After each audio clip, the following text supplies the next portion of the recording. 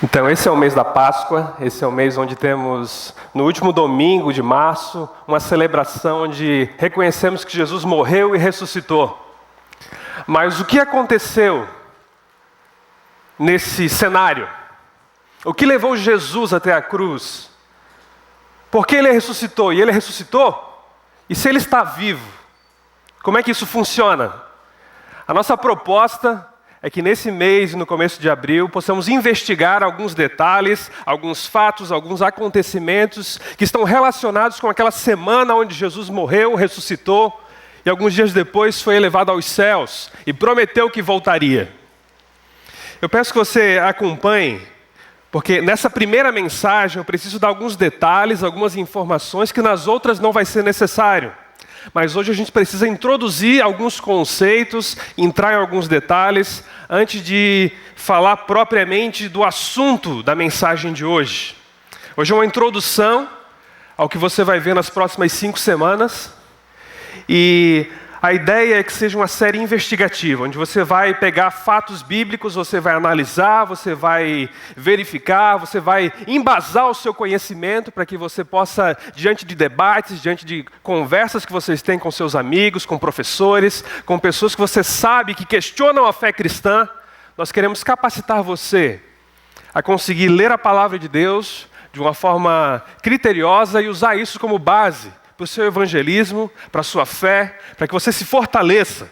Então esse programa ele vai ter 5 mensagens. A primeira, se Jesus era tão bom, do que ele foi acusado?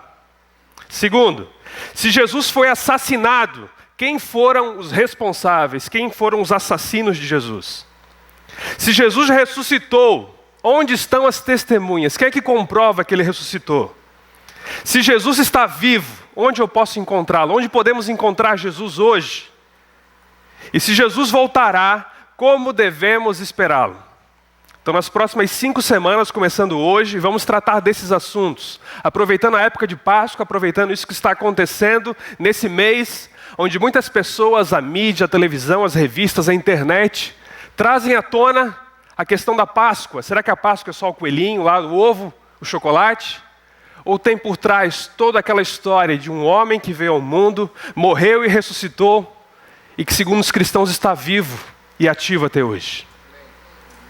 A introdução, primeiramente, é quem foi Jesus? Temos historiadores, temos arqueólogos, temos várias pessoas que têm as suas posições, que acham que Jesus foi um mito, que Jesus não existiu, que Jesus é uma invenção, uma criação de uma seita dos cristãos, algo inventado por um governo que queria dominar o povo naquela época. Então diversos livros são feitos, ano após ano, diversas matérias. Você que lê é super interessante, você vê que volta e meia Jesus está na capa, sempre questionando, sempre colocando em dúvida, sempre levantando alguns assuntos sobre quem foi Jesus, se ele realmente existiu e se ele realmente é tudo isso que os cristãos falam. Então o que não falta é livros sobre Jesus e questionando a sua existência histórica. Jesus realmente foi uma pessoa? Ok, se ele foi uma pessoa, ele realmente fez o que a Bíblia fala que ele fez? Então muitas pessoas levam isso em questão. E o começo dessa série a gente quer tratar: Jesus foi realmente um personagem histórico ou é alguém fictício? Os registros sobre ele são efetivamente confiáveis? Ou seus amigos acham que você vem aqui simplesmente porque você acredita numa história da carochinha, num mito, em algo que um pastor inventou e as pessoas acreditam? Ou realmente há embasamento histórico, arqueológico, embasamento onde algo confiável possa ser fundamentado sobre quem é Jesus? Tem um estudo, um caso muito interessante. Lee Strobel é um jornalista americano muito famoso. E em determinado momento da sua vida, a esposa dele começou a frequentar uma igreja. Ele era ateu, sempre foi ateu, nunca creu em Deus. E de repente a sua mulher, que compartilhava dos mesmos pensamentos que ele, começa a frequentar uma igreja. Ele ficou muito perturbado, ele ficou transtornado com aquilo. Como pode minha mulher estar frequentando uma igreja, se rebaixando tanto intelectualmente? Então ele se propôs, ele e seus amigos, a formarem uma força-tarefa, uma equipe, para desmentir Jesus. Para dizer que Jesus é uma farsa, Jesus é um mito, Jesus é algo que não tem nada a ver com isso que é pregado, com isso que a Bíblia fala.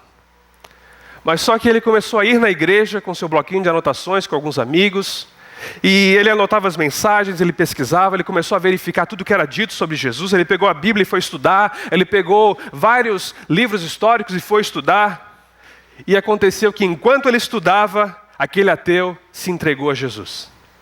E hoje ele é alguém que divulga o Evangelho pelo mundo inteiro. E no livro O Caso de Cristo, ou em português, Em Defesa de Cristo, você encontra toda a história dele, o testemunho dele, os argumentos que ele encontrou para comprovar que Jesus é real. Jesus viveu nessa terra, Jesus morreu e Jesus ressuscitou e está vivo. Então, até um documentário, você coloca Lee Strobel no YouTube e você vê lá o documentário do testemunho dele, legendado, contando todo o processo de um ateu que se converteu, investigando sobre a pessoa de Jesus para desmenti-lo. Então é algo fascinante. E algumas coisas que eu vou usar aqui, foi ele que levantou no seu testemunho, na sua experiência. Então vai ser algo enriquecedor para todos nós. Ele começou a ver que além da Bíblia, haviam testemunhos externos de pessoas em épocas próximo a Jesus, que reconheciam um homem chamado Jesus, que tinha seguidores, que pregavam a mensagem de fé, de graça, de amor. Ele viu que Flávio Josefo, um historiador judeu, que não tinha nada a ver com Jesus ou com os cristãos, falava no seu livro A História dos Judeus, na versão árabe, que havia um homem chamado Jesus e que havia muitos seguidores. Ele viu nas cartas de Cornélio Tácito, de Plínio Jovem, que Jesus e os cristãos eram mencionados como pessoas reais, como pessoas existentes e que tinham ali uma relação muito forte com Deus, com essa mensagem do Evangelho, com aquilo que Deus tinha prometido ao povo judeu.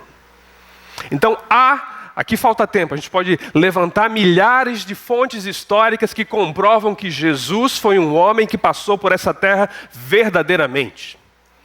Você não é alguém que está sendo enganado. Você não é alguém que crê em algo que simplesmente é subjetivo.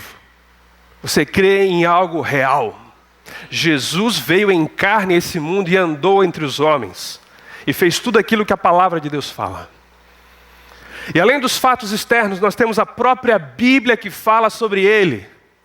Mas você vai dizer, mas vai usar a Bíblia para falar que Jesus é verdadeiro? Qual é o crédito que a Bíblia tem? Não sei se você já ouviu essa pergunta, eu já ouvi. Não, eu não creio na Bíblia. A Bíblia é algo que um pastor inventou aí, lá em 1500, alguma coisa assim, Lutero deve ter escrito. Então as pessoas não têm a mínima noção do que é a palavra de Deus e de como os escritos, primeiro o Antigo Testamento, que foram feitos pelos judeus, foram preservados pelos escribas, como aquilo era guardado, como aquilo era preservado, como as pessoas mantinham a fidelidade daquilo, da sua mensagem, do seu conteúdo. E o Novo Testamento também, onde fala de Jesus, de forma específica. O Novo Testamento é algo que quando analisado, e a Bíblia, o Novo Testamento, foi o livro mais analisado, mais recortado, mais picotado, mais debatido do que qualquer outro livro no mundo. Não há no mundo um livro que tenha sido tão investigado quanto a Bíblia, em pessoas procurando achar qualquer contradição ou defeito que invalidasse a fé cristã. E as pessoas não conseguem, de forma plausível, levantar qualquer coisa que contradiga e contrarie a sua fé. Algumas coisas interessantes. Fatos não forjados. O que é isso? As pessoas, elas escreveram o Novo Testamento, os evangelhos foram escritos de uma forma onde uma pessoa, na sua inteligência e na sua astúcia, se quisesse inventar uma seita, olha, eu quero bolar uma seita, onde as pessoas vão acreditar na minha mensagem, naquilo que eu falo. Então, eles iam evitar algumas coisas que os apóstolos não evitaram. Se você notar o percentual de mulheres que são citadas no Novo Testamento, o envolvimento delas com o ministério de Jesus, o fato da crucificação, da ressurreição, a participação delas, o fato de ser uma mulher a primeira a ver Jesus ressurreto, as pessoas iam pensar assim, mulher naquela época não tinha credibilidade. Se alguém fosse inteligente o suficiente para inventar uma heresia, inventar uma história, para criar uma seita, eles não colocariam a ênfase que Jesus dava às mulheres e não teria toda essa participação das mulheres nos acontecimentos, pois eles não levariam em conta. Mas eles resolveram ser fiéis ao ocorrido, ser fiéis aos fatos que realmente aconteceram com Jesus e com os discípulos que seguiam seu ministério. E eles não forjaram, em vez de optar por um caminho de esconder o que aconteceu, eles falaram, não, foi assim. Mesmo que vocês acham que Jesus tinha uma ênfase exagerada, nessa forma, mas foi assim que aconteceu. Visões distintas. Eles não formaram um conluio, eles não combinaram a mensagem. Quando você vai num tribunal e tem pessoas que estão testemunhando, e você percebe que 100% das testemunhas falam nos mínimos detalhes a mesma coisa, o que você suspeita? Armação? O pessoal armou, combinou antes para realmente dar ali o mesmo testemunho, com os mesmos detalhes, para que a história ficasse igual.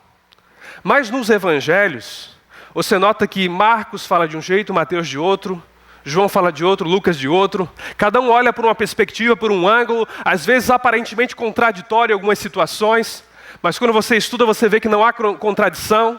Por quê?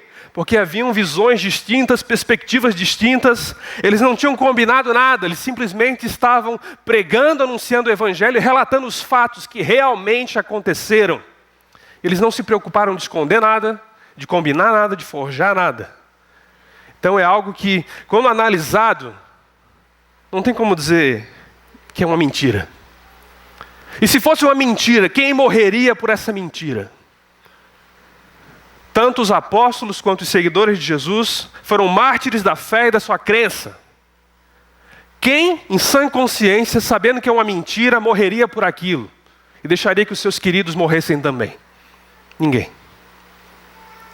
Eles entregaram as suas vidas porque eles acreditavam, porque eles vivenciaram, porque eles testemunharam que aquilo era real.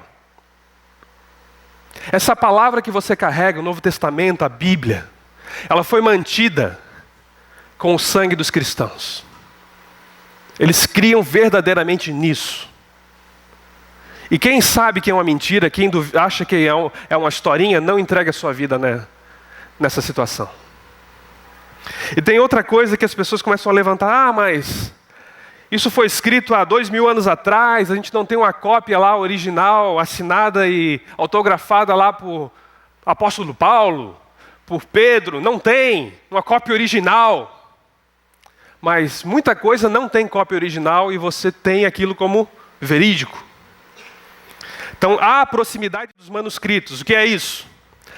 Houve a composição, a escrita do livro, do manuscrito, aqui, onde eu estou aqui. Alguns anos depois, encontraram uma cópia daquele mesmo manuscrito. E não temos, na maioria dos casos, nenhum manuscrito original de qualquer obra que exista. Temos cópias próximas daquilo que foi feito. Então, houve o original. Esse original se perdeu em vários casos, em várias situações, na literatura. Mas há cópias próximas que confirmam aquilo. Então, para você ver, as obras de Aristóteles, o original em 340 a.C., a cópia mais antiga, 1100 depois de Cristo, o intervalo de 1440 anos. Número de cópias 5. Platão, o original 380 a.C., a cópia mais antiga 900 depois de Cristo. O intervalo de tempo entre o original e a cópia 1300 anos, 7 cópias. Ilíada de Homero, 900 a.C., cópia mais antiga 400 a.C., 500 anos de intervalo, 643 cópias. Novo Testamento foi escrito entre o ano 50 e 90 depois de Cristo. A cópia mais antiga, os fragmentos mais antigos, 130 depois de Cristo. O intervalo de 40 anos. E 24 mil cópias confirmando o mesmo texto. Então, se você colocar em dúvida o texto e o manuscrito do Novo Testamento, esqueça qualquer literatura que tem por aí. Porque há mais provas de que o Novo Testamento é verdadeiro do que qualquer outra obra que você lê, que você tem na sua biblioteca. A Bíblia é real. Isso que você carrega é a palavra de Deus. Isso é algo que realmente tem algo a dizer sobre Jesus. Então você pode usar a palavra de Deus, você pode usar o Novo Testamento para verificar quem foi Jesus, o que Jesus fez e o que Ele deseja de cada um dos seus seguidores. Então, com base nisso, de que Jesus foi alguém real, Jesus foi alguém que teve a sua história relatada no Novo Testamento, nessa série, nas 5 semanas, vamos olhar os fatos relacionados a Jesus com base no Novo Testamento, porque isso é algo válido. Não é simplesmente eu me usar de algum argumento sem base. Então entramos na mensagem de hoje. Esse Jesus que foi tão bom, que teve a sua vida cheia de milagres, cheia de relatos de bondade, pessoas que viram que ele era um excelente mestre, de repente, depois de 3 anos e meio de ministério, você vê aquele homem que era seguido por milhares numa cruz.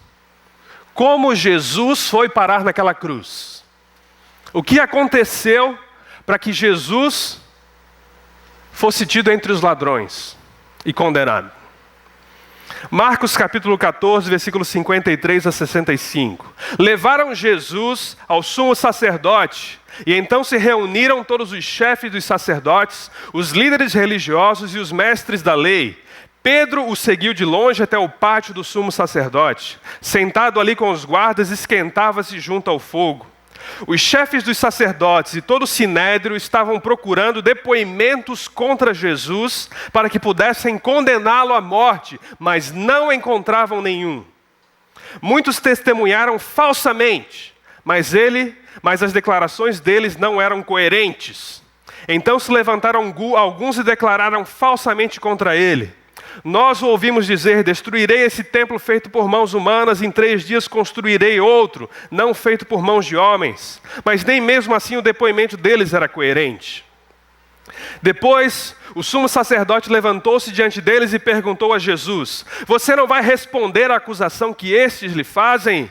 Mas Jesus permaneceu em silêncio e nada respondeu. Outra vez o sumo sacerdote lhe perguntou: você é o Cristo, o Filho do Deus bendito? Sou, disse Jesus. E vereis o Filho do Homem, assentado à direita do Todo-Poderoso, vindo com as nuvens do céu. O sumo sacerdote, rasgando as suas próprias vestes, perguntou: por que precisamos de mais testemunhas? Vocês ouviram a blasfêmia. Que acham? Todos o julgaram digno de morte. Então começaram a cuspir nele, vendaram-lhe os olhos e dando-lhe murros diziam: profetize. E os guardas o levaram dando-lhe tapas. Jesus, depois de cumprir o seu ministério, se encontrou nessa situação quando Judas o traiu, e ele foi levado preso depois daquele momento de vigília. Então ele está diante do sinédrio, na presença do sumo sacerdote. E quando você começa a analisar o porquê que os sumos sacerdotes, porquê que os religiosos da época levaram Jesus até aquela situação, sabemos que há a mão de Deus, sabemos que Ele veio e se entregou para morrer em nosso lugar, mas toda a participação das pessoas que se envolveram com aquilo, tiveram motivações completamente erradas. Primeiro, a acusação de Jesus teve origem na articulação maligna dos líderes religiosos.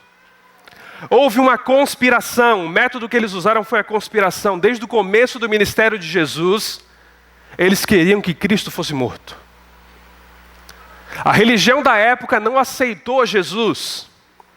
Aqueles que deviam ser os mais próximos de Deus, aqueles que deviam ser intermediários entre Deus e o homem para a sua época, não perceberam quando Jesus, o Deus encarnado, o Filho de Deus, esteve entre eles. E conspiraram contra o próprio Deus. Imagina, um sistema religioso que estava envolvido em proclamar a mensagem, estava envolvido em ser intermediários, envolvidos em ver as bênçãos de Deus serem derramadas sobre o povo. Foram eles mesmos, os guardiões da palavra, os guardiões da lei, que não viram em Jesus o cumprimento das profecias. Essas pessoas, ao verem Cristo, o Messias, andando entre eles ficaram cheios de inveja. Porque eles não viam em Jesus a redenção. Eles viam em Jesus um empecilho para os seus ministérios, um empecilho para os seus ganhos, um empecilho para a posição que eles ocupavam na religião da sua época. Então aqueles que conheciam as profecias estavam cegos para elas. Tiveram como motivação a inveja daquilo que Deus estava fazendo na terra. Porque eles estavam se sentindo prejudicados. Eles eram pessoas que tinham a atenção do povo. O povo prestava atenção no que eles falavam. Eles tinham carisma, eles tinham respeito, eles tinham a honra. Mas eles não tinham o caráter necessário para perceber a ação de Deus entre eles. E quando pessoas em posição de liderança, principalmente à frente do povo de Deus, possuem o carisma, possuem a atenção, possuem a visibilidade, mas não têm o caráter, o discernimento, a sensibilidade de ver o que Deus está fazendo, quem perece é o povo. E hoje a igreja brasileira está perecendo, porque temos dezenas de pastores com carisma, mas falta o caráter de Cristo. E quem padece é o povo que é enganado. Pois eles colocam sobre o povo um jugo que nem mesmo eles carregam, assim como os fariseus colocavam.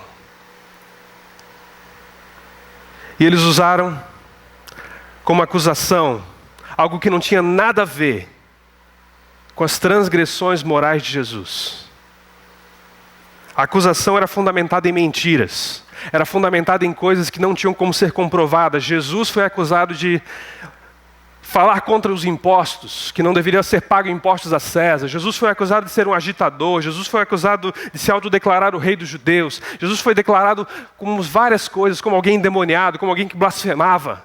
Mas eram todas acusações mentirosas e que não eram coerentes. Eles tiveram que inventar coisas, distorcer as coisas, para que Jesus fosse condenado. Pois os filhos de Deus em sã consciência, conhecendo a lei, conhecendo as profecias, eles jamais se envolveriam com aquilo que aconteceu. E você deve tomar cuidado. Pois há muita distorção. Existem lobos que estão famintos por devorar aquilo que as pessoas possuem, e o que eles mais se utilizam é da própria palavra, mas de forma distorcida. E inventam mentiras para se aproveitar do povo de Deus. Assim como fizeram na época de Jesus, continua sendo feito, a estratégia não mudou. Mas eles inconscientemente, motivados pela mentira, pela inveja, por ganhos desonestos, eles foram usados por Deus para que uma profecia se cumprisse. A palavra de Deus fala em Isaías 53. O Senhor fez cair sobre ele a iniquidade de todos nós. Ele foi oprimido e afligido, e contudo não abriu a sua boca. Como um cordeiro foi levado ao matadouro, e como uma ovelha que diante dos seus tosqueadores fica calada, ele não abriu a sua boca. Jesus, sendo inocente, alguém que nunca havia transgredido a lei de Deus, ele aceitou levar sobre ele acusações que não eram verdadeiras, para que ele pudesse ter o momento certo de levar sobre ele aquilo que eram acusações verdadeiras sobre mim e sobre você. Então a sua acusação, o seu pecado, o meu pecado, ele se dispôs a levar. E a passar por todo um processo de injustiça, onde ele foi condenado, onde ele sofreu, onde ele experimentou a condenação. Terceiro, a acusação de Jesus teve fundamento único na revelação da sua identidade. Mas Jesus, permanecendo em silêncio, nada respondeu. Outra vez o sumo sacerdote lhe perguntou: você é o Cristo? Você é o Messias? Você é o enviado de Deus? Você é aquele a quem esperamos? Você é aquele prometido? Você é aquele que virá de Davi e vai promover a redenção do povo de Israel? E Jesus disse: sou. Jesus declarou publicamente a sua identidade como Filho de Deus. E ao declarar que ele era Filho de Deus, ao declarar que ele era o Filho do homem, e que eles veriam o Filho do homem assentado à destra de Deus, ele estava se identificando com o próprio Pai, dizendo que ele era Deus também. E eles não conseguiram entender aquilo e se revoltaram. E declararam blasfêmia! Rasgaram as roupas de Jesus e começaram a espancá-lo na mesma hora.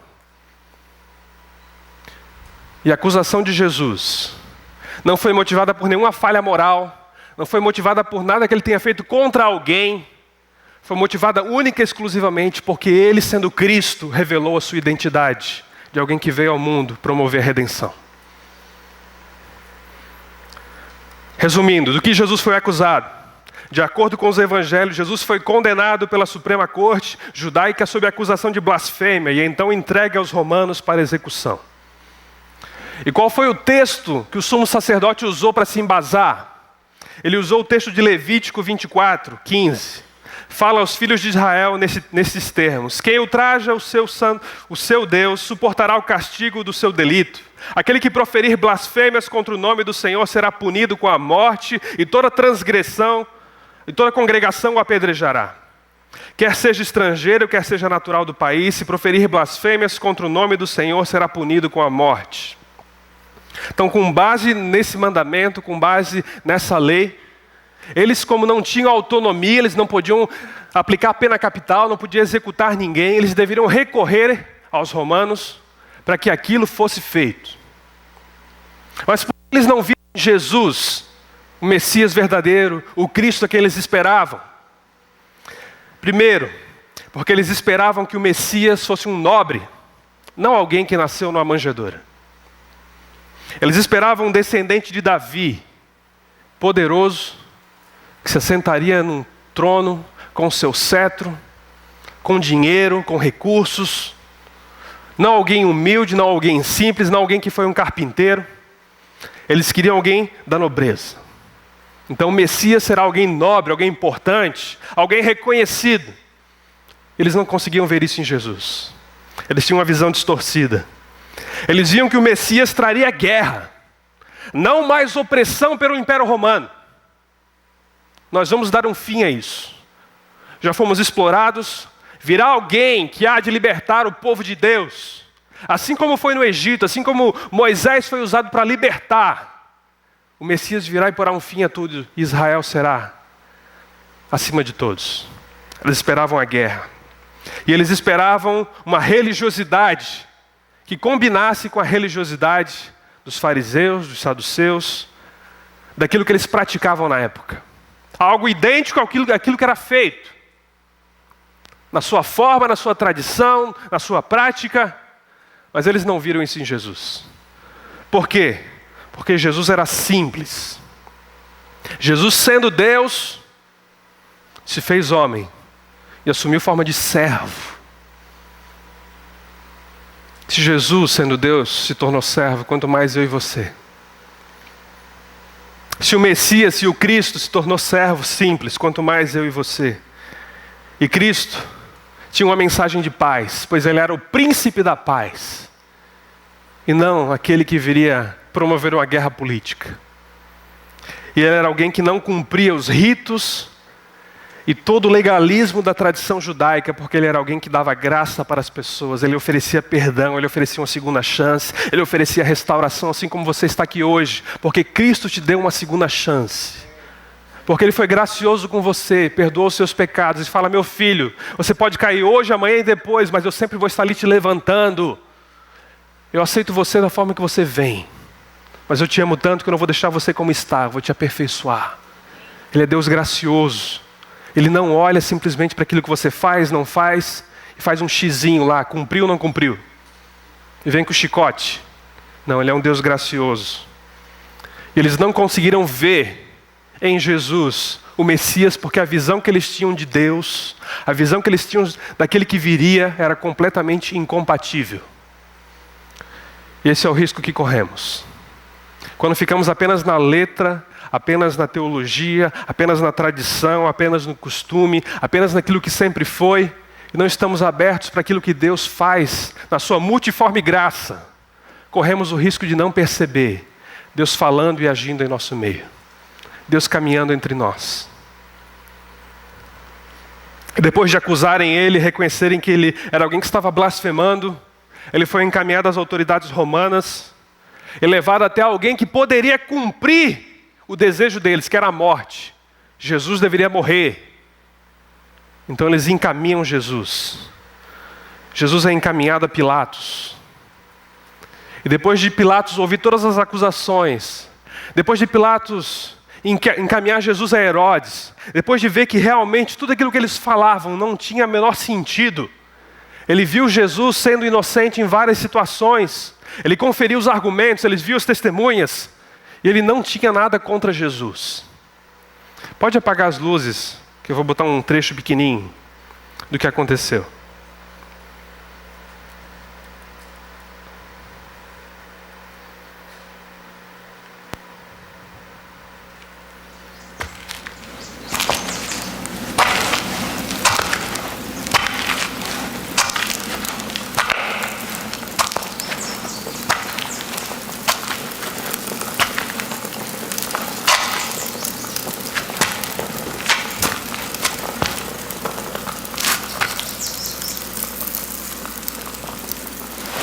Tu és o rei dos judeus?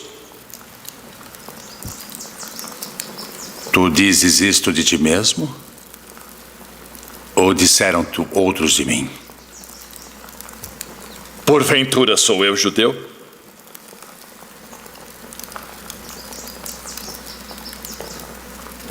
A tua nação e os principais dos sacerdotes entregaram-te a mim. Que fizeste? O meu reino não é deste mundo. Se o meu reino fosse deste mundo, pelejaria o meu povo, para que eu não fosse entregue aos judeus. Logo, tu és rei. Tu dizes que eu sou rei. Eu para isso nasci, e para isso vim ao mundo, a fim de dar testemunho da verdade. Todo aquele que é da verdade ouve a minha voz.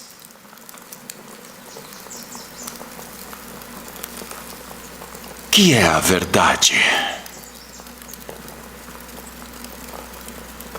Haveis-me apresentado este homem como pervertedor do povo.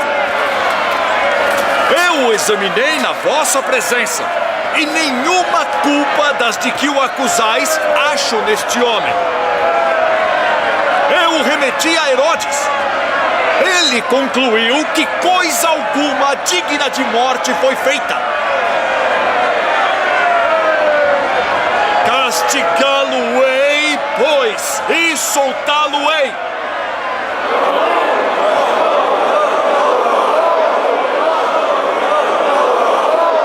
Como de costume, nessa época do ano, um prisioneiro deve ser solto.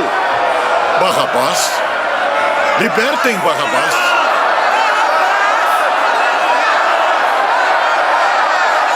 Que farei então de Jesus, que é chamado o Cristo? Crucificai-o. Crucificai-o.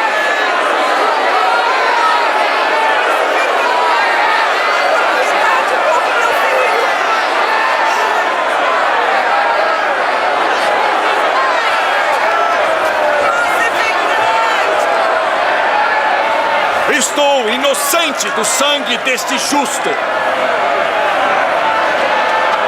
Considerai isso.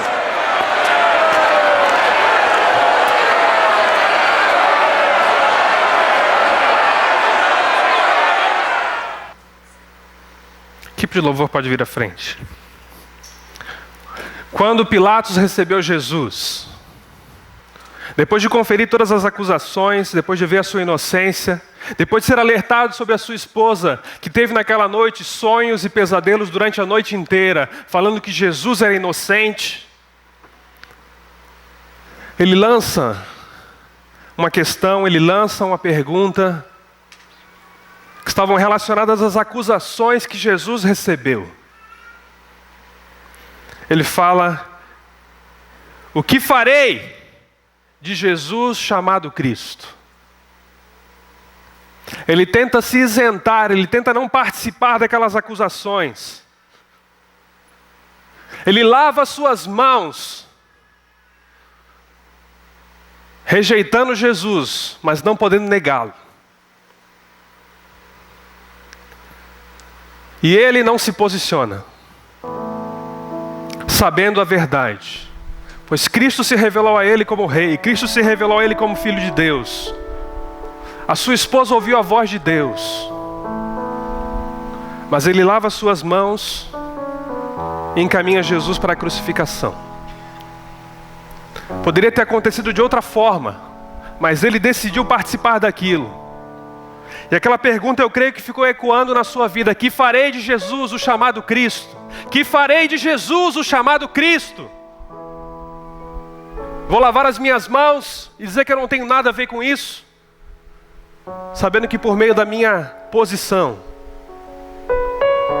ele foi encaminhado de forma injusta para a morte. Ele, na sua indecisão, tomou uma decisão. Saiba que você essa noite não pode simplesmente ficar indeciso quanto ao que se fazer quanto a Jesus. A mesma pergunta que ele fez é direcionada a você hoje pelo Espírito Santo. O que você fará de Jesus, o chamado Cristo, diante de tudo aquilo que você tenha ouvido ao longo da sua vida, sabendo que Ele, o Filho de Deus, veio ao mundo como alguém real, alguém que veio em carne, andou entre os homens, cumpriu a palavra de Deus e decidiu se entregar em favor daqueles que não mereciam. Pilatos se suicidou. Ele tentou se isentar de algo que não havia como se isentar. Não há como ficar neutro. A humanidade é como alguém dentro de um barquinho que está caminhando numa correnteza rumo a uma cascata, uma cachoeira que é um precipício. E se ele não tomar uma decisão de fazer algo, de aceitar o salva-vidas que é Jesus, para sair daquela situação e vir ao encontro de Deus o Pai, a sua indecisão, a sua posição de não se posicionar, de não fazer nada, vai fazer com que seu barquinho continue indo rumo ao abismo e ao precipício. Então não decidir é uma decisão. Não decidir que Cristo é Jesus, que Jesus é o Cristo e que Ele é o Senhor e Salvador da humanidade, é decidir ir rumo ao abismo. Coloque-se de pé. Feche os seus olhos. Jesus foi alguém que foi alvo de uma conspiração, foi alvo de mentiras, foi alvo de inveja, alguém que foi injustiçado, mas que se deixou passar por tudo isso, porque havia um propósito eterno de sofrer no seu lugar, no meu lugar, algo que cabia a nós, uma dívida que nós tínhamos com Deus, mas foi colocado sobre Ele o peso do nosso pecado, o peso da nossa condenação. Mas eu preciso me posicionar. Eu não posso simplesmente ouvir sobre Jesus, constatar os fatos e fazer como Pilatos. Que farei de Jesus, o chamado Cristo? Eu vou lavar as minhas mãos como se não tivesse nada a ver, mas é impossível. Essa é uma pergunta a qual você não pode se isentar. Se você tem Jesus como a melhor pessoa que já passou por essa terra, como um grande mestre, alguém sábio, e apenas isso, saiba que há um problema aí.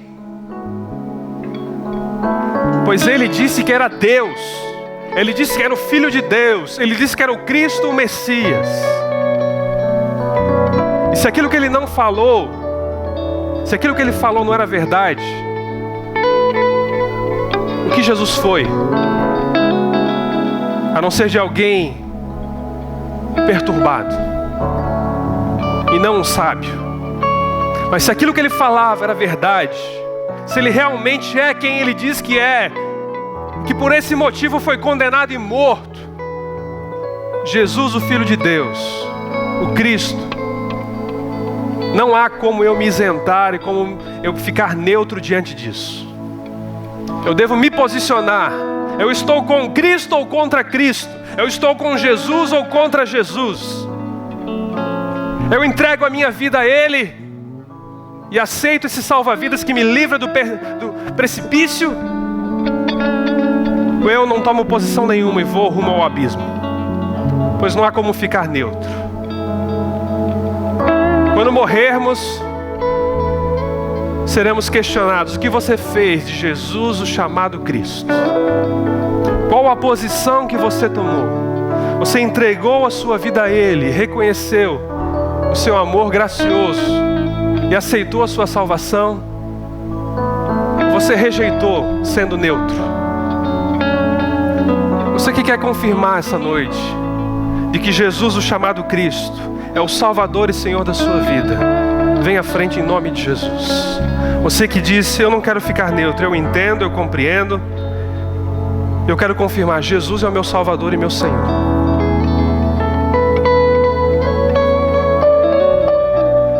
Se você já fez essa decisão, se você já se batizou, quero ver se você vai confirmar que isso é verdade na sua vida ainda hoje. Vem à frente. Você que algum dia já disse, Jesus é meu Senhor, Jesus é o Cristo, eu creio que Ele é verdadeiro, eu me entrego a Ele. Vem à frente.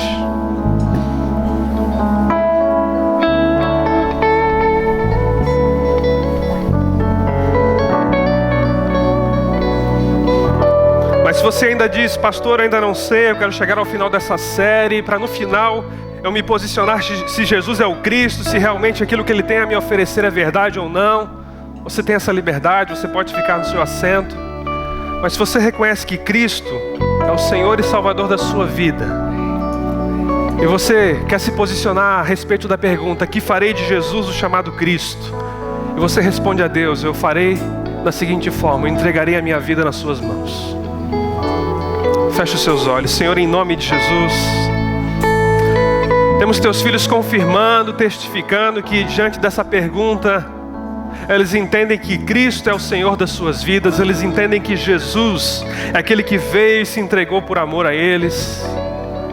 Que custe o que custar, aconteça o que acontecer, Jesus é o Senhor das suas vidas, pois Ele é o Cristo, Ele é o Messias, Ele é o nosso Salvador, o nosso Senhor. E pedimos, Santo Espírito, ajuda, Deus, cada pessoa que está nessa descoberta, para conhecer, para entender, para compreender quem Jesus é e o que Ele fez em nosso favor. Que a seu tempo, Deus, fique claro, que a seu tempo haja o convencimento do Teu Espírito, e que sejamos capacitados, Deus, por meio da Tua palavra, a levar essa mensagem adiante, e a saber, Deus, responder com autoridade, com firmeza e convicção, a razão da nossa fé em Jesus. Abençoa, Deus, cada um que está aqui, com a certeza de que Jesus é aquele a quem vale a pena dedicar toda a sua vida nessa terra, para que tenhamos uma eternidade ao seu lado e no seu reino. Em nome de Jesus, Deus te abençoe. Você pode tomar o seu lugar.